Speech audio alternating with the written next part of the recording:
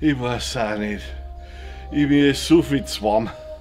Ich glaube, ich schwitze gleich dahin. Was kann man denn da machen? Fürs abkühlen. Fürs Abkühlen. Ja, das ist ganz einfach. Da gehst du rein und kriegst ein Wandel mit Eis und steckst die Füße rein. Ich kann dir noch eins sagen, das ist göttlich.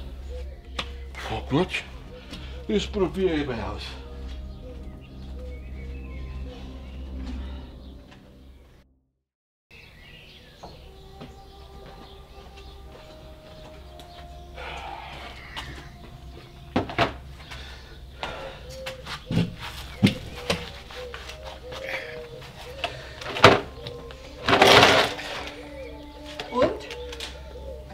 Ja, ich weiß auch nicht.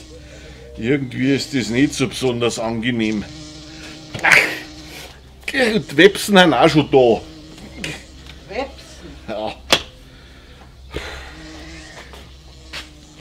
Mein Gott, sag einmal, bist denn du jetzt nicht noch blöder?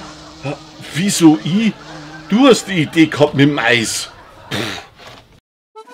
Bayern Comedy wird unterstützt durch die private Landbrauerei Schönram.